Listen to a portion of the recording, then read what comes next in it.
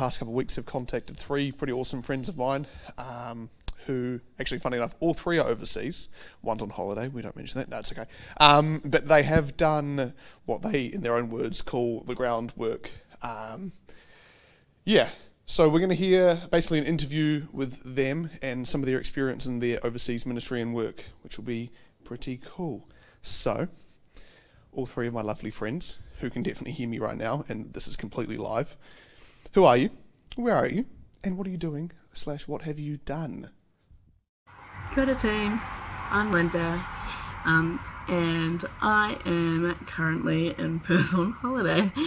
I have my two boys with me, my husband, Jono, and my son, Miles, who crazily is nearly 5 months old.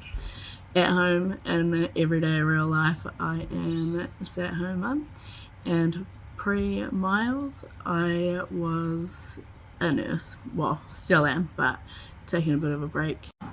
I went to do a course in Hawaii, Salvation Army course in Hawaii, called Revolution Hawaii. There was two options. You could stay for the whole year, which I wanted to do, but wasn't able to get a year off work. But you could do the Revolution Hawaii Essentials, so that's 3 months. And then after that, I actually just loved it so much I ended up staying and being the camp nurse, which was also such a special time. So yeah, that was great. Why have I done it? I've always been interested in the mission, and I think that is something that sparked because when I was little, we lived in Indonesia, and we kind of saw a whole different life, and so since then I've been super passionate about helping people, and especially doing overseas missions. Hello, my name is Georgia and I am the Program and Activities Coordinator at the Salvation Army Lawrence M. Daly Camp and Conference Center based in Calabasas, California of the Salvation Army Southern California Division of the United States West Territory. I'm actually here right now. I moved here 6 months ago. I uplifted my life in New Zealand because I felt really called to the mission of camp, of summer camp ministry, of the Salvation Army's mission of camp. We have a lot of other camps throughout the whole of the United States. But this is my 3rd year at this camp, my 1st year working full-time, but my 3rd year overall. My 1st year I was just a counselor, last year I was summer leadership, and now I'm here. Kia ora guys, my name's Luke. You may have seen me before around. I've been an outdoor instructor at Blue Mountain Adventure Centre. I have been a youth ambassador for the World Vision 40-Hour Famine, and I have also obviously grew up in Salvation Army Johnsonville, so some of you may recognize me from there, back when I had shorter hair or didn't look like I'd been living in a bush for a month. Which brings me on to where I am. I'm in a small town called Cascade Locks, which is right on the border of Oregon and Washington in the United States, and I'm currently hiking from Mexico to Canada. So it's about 4,200 kilometers, and I only have about 500 miles to go. So I'll be done within about 3 weeks at the most. I should be done this journey. It's currently about 1,000,000 degrees outside. It's about 35 degrees out here. So if you see me sweating, that is why. Thank you, my good friends. So, I'm just going to sit here because, casual. Sweet. So, my very good friends who are overseas and doing amazing work, what is love in action to you? Love in action to me is a sacrifice that someone makes to either experience or understand the lives of some other people in the world, like our brothers and sisters across the other side of the world, or it's to gain something, sacrificing or living in a little bit of discomfort to help our brothers and sisters in need, or to help anyone across the world in whatever it is that they need. I saw a lot of examples of this with the World Vision 40-Hour Famine. I saw a lot of students just like you guys who decided to give up food, who decided to give up talking, technology, the comfort of their own bed, They lived out of what they could fit in a backpack, all sorts of crazy things, just so that they could understand how it feels like to live every single day like our brothers and sisters in places affected by climate change, affected by hunger, affected by an insufficient supply of safe water.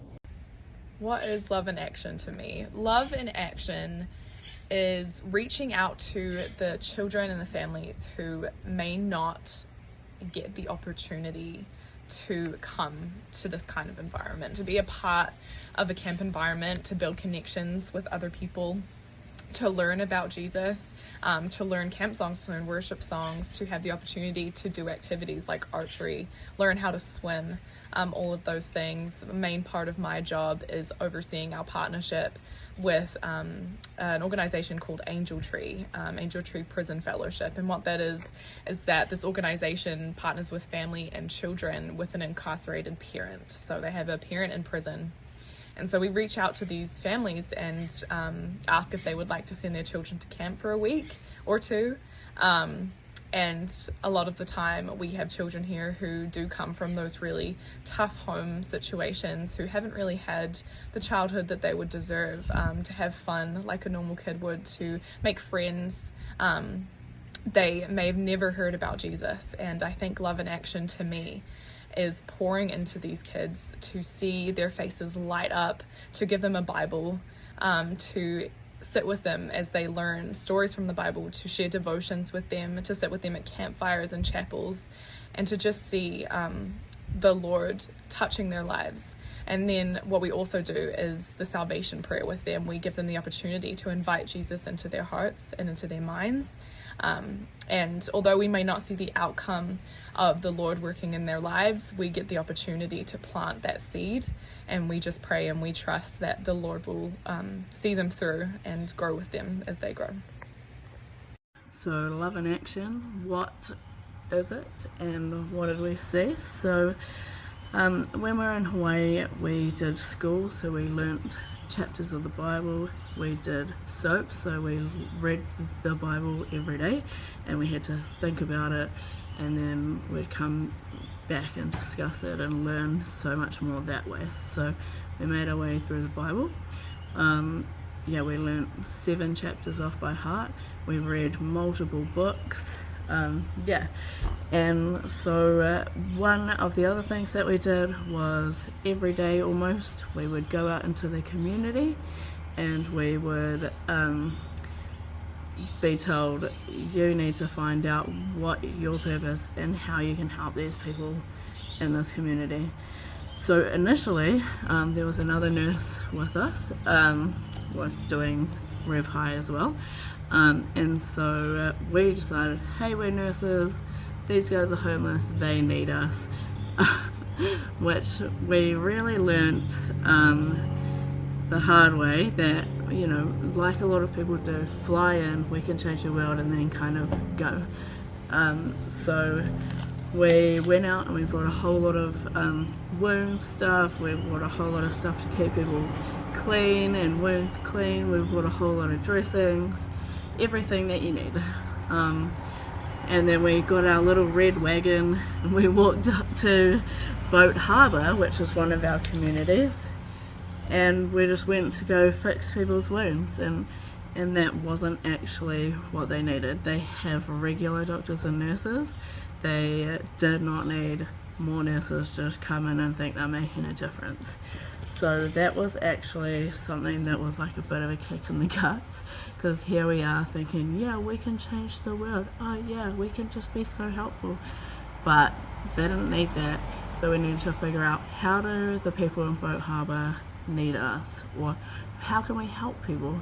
So we actually found a few ladies who are really struggling, some with alcoholism, some with abusive relationship, lots of different things, all living in these pallet houses or tents.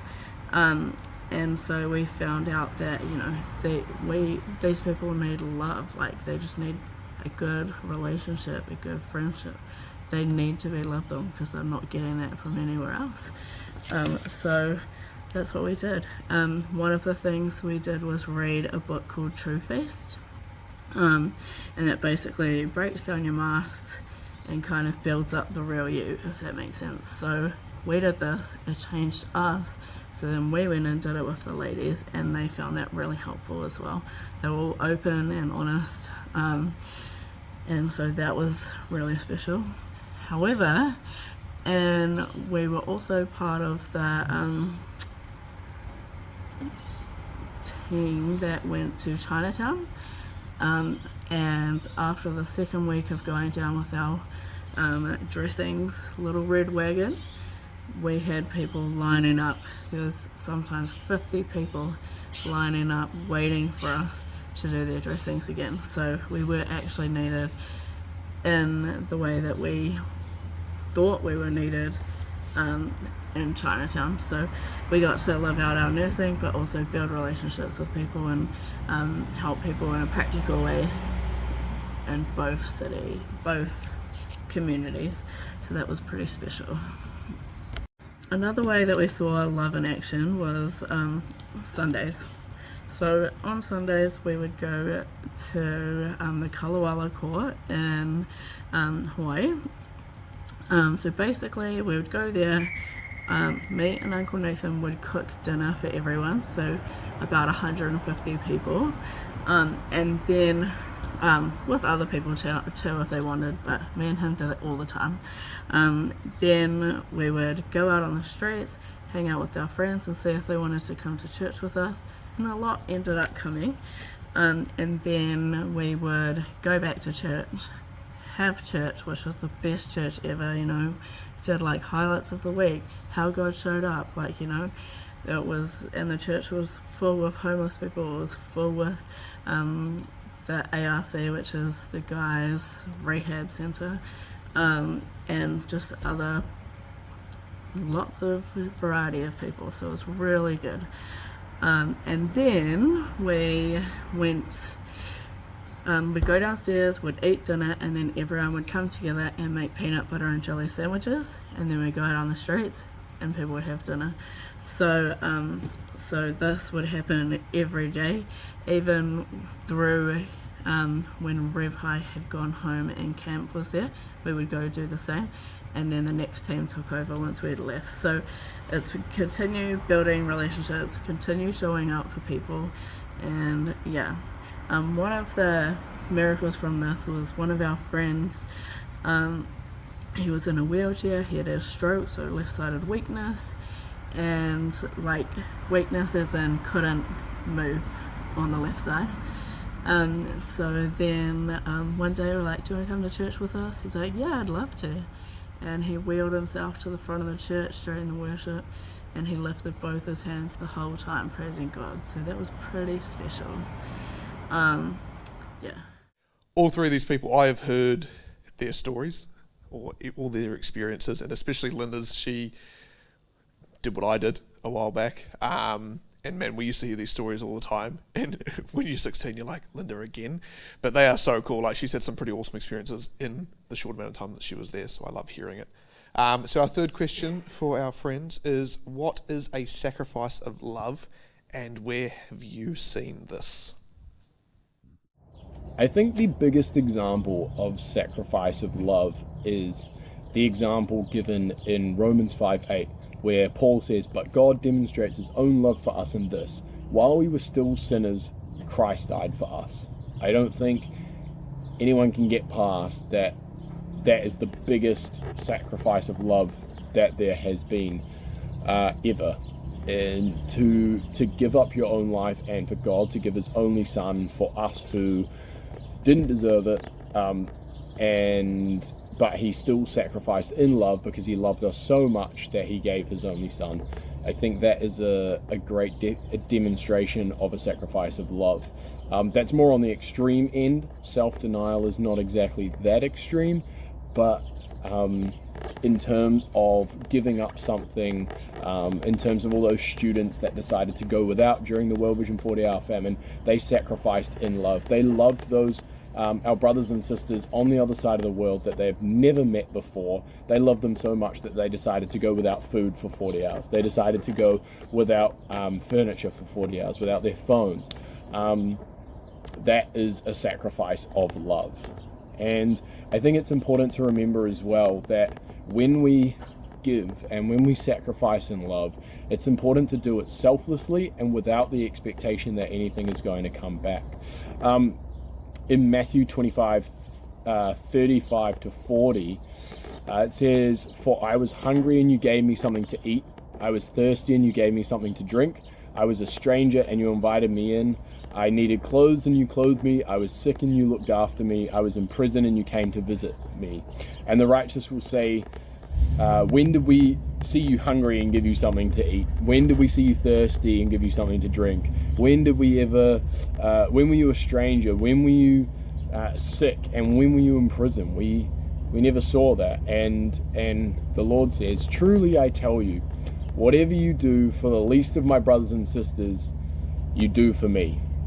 So every time we sacrifice, every time we participate in self-denial, we are honoring God and our acts as Christians to give up because we love these people so much that we have never met before, but we are willing to give up something in our own lives. We're willing to live through a little bit of discomfort, a little bit of sacrifice. That is a sacrifice of love. I think love in action to me, and a sacrifice of love in the self-denial season, is when I look at our summer staff and the people that we have working here in the summer season or all year round, when they put aside their exhaustion, when they put aside all of their hardship and things that they're dealing with, to really pour in everything they have, all of their love into these kids, into these campers, to give them the experience that they deserve, and to also put aside our emotions as well. We hear some really horrible stories of children experiencing things that they should not have had to experience at the age of 9, at the age of 16. They should not have had to be exposed to certain things. And so I think when we can put aside our own feelings and our own emotions for the sake of something greater, for the sake of the kingdom, and knowing that there is something bigger that we're a part of, I think that is a sacrifice to me, is when we can look to the Lord and say, okay, you've placed me here for a reason, and I'm going to do the work that you have equipped me to do. There's a saying that I love that we often say here at camp, is that God doesn't call the qualified, he qualifies the called. And so that's what we keep in mind here at camp. That's what I keep in mind when I'm having a rough day. And yeah, the self-denial season, I think that's what I hold close when I think about love in action, is putting aside yourself for something greater than you. What does sacrifice of love look like? So I think that literally just giving up a little bit of something that we have in our comfortable world will actually make a change.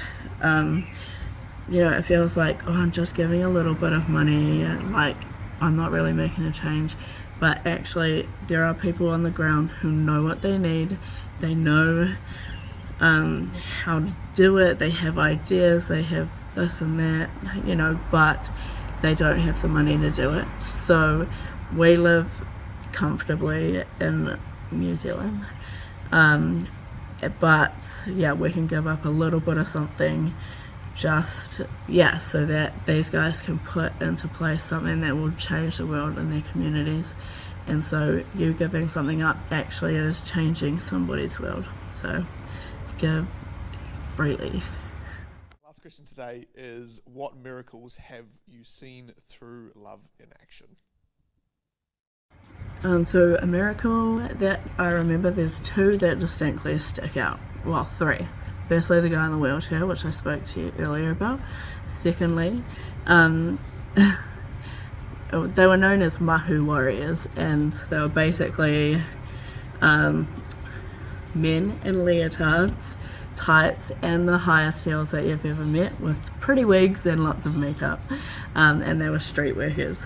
So and when we would go out in town at night, we would see a lot of them around, and yeah, they just look sad. But one day we had finished our feeding the homeless at night. We'd finished up with our circle, our kind of thinking about what's happened in that time for the night and what's exciting stuff that you wanted to share.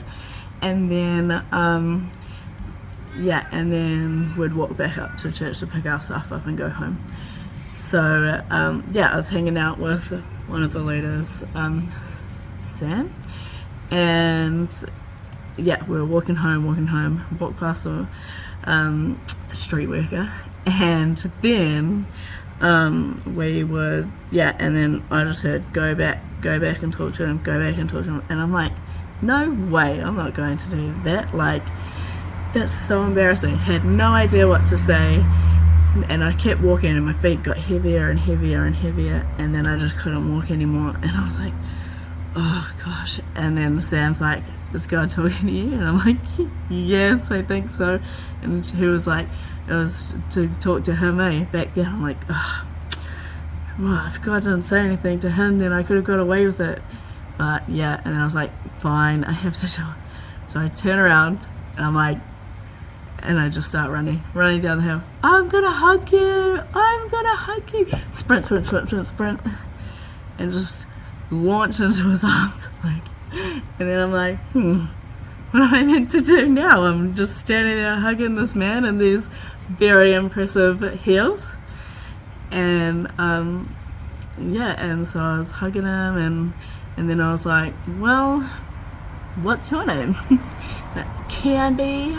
Like, oh, well, hey, I'm Linda, you know, what am I doing now? Like, still really hugging this guy. And then I was like, well, I just want you to know that you're so loved and you're worth so much more than this. And then, like, you see a little tear in his eye, and I was like, I've got nothing else, so bye, and ran off.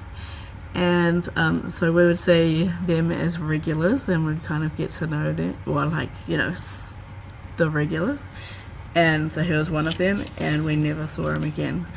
So hoping that that kind of soaked through and he found a different way of living.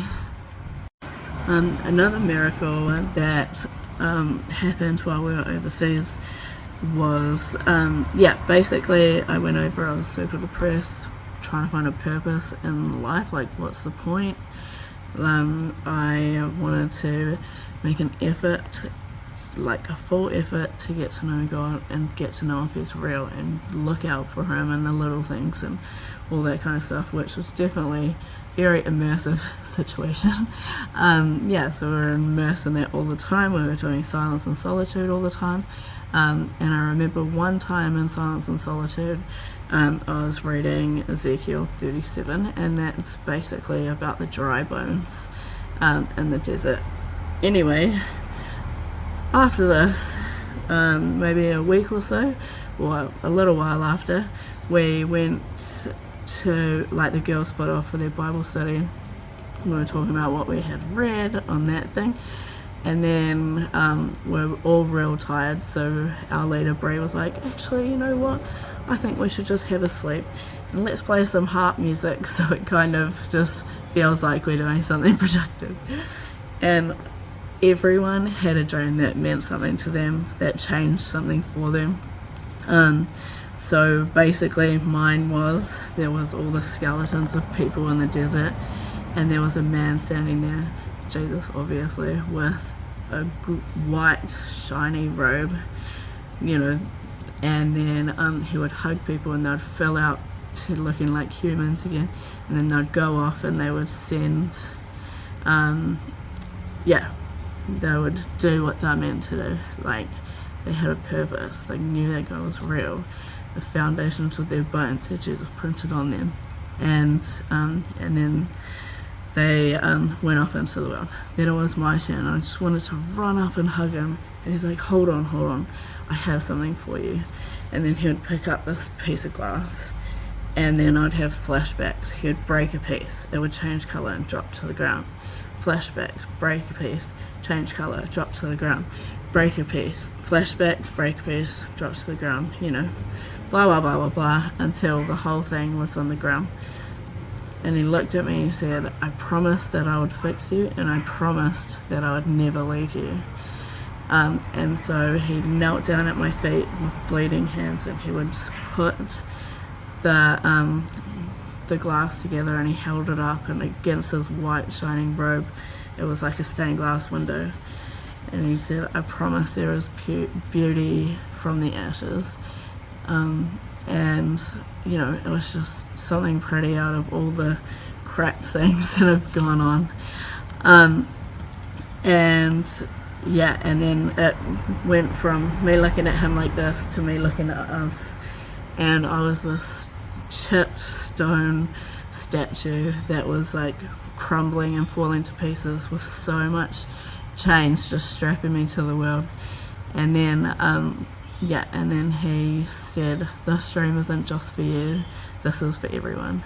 And then he gave me a hug, and then that's it. So that really did change things for me, as you can, that's just, how can you not be changed after a dream like that, eh? So yeah, now you know it too, and it applies to you guys as well.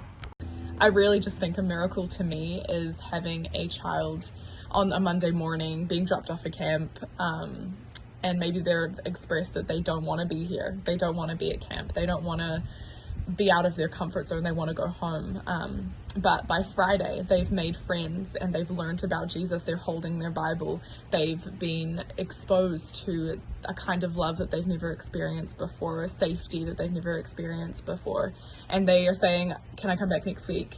I don't want to leave. Can I come back? I want to come back next year. I want to work here in the future." And to me, that is the most miraculous part of my job, is seeing children, just the progression of even 4 days of being at camp and watching them just grow in the Lord, watching them grow in themselves, and to just embrace something new and be out of their comfort zone. So thank you for listening to today's message. Those guys are awesome. That is just the surface of the stuff they have to share. So when they said yes to sharing, I was like, come on, because I know they've got gold nuggets everywhere to give out. So thank you for listening to today's message. Slightly different, but these are the people that, as Linda said, they have been on the ground, they've done that groundwork, and they know what is needed. They have seen what the blessings that series like Self-Denial do, and they've seen them happen in person. Like, they've been there, they've done that. So thank you very much.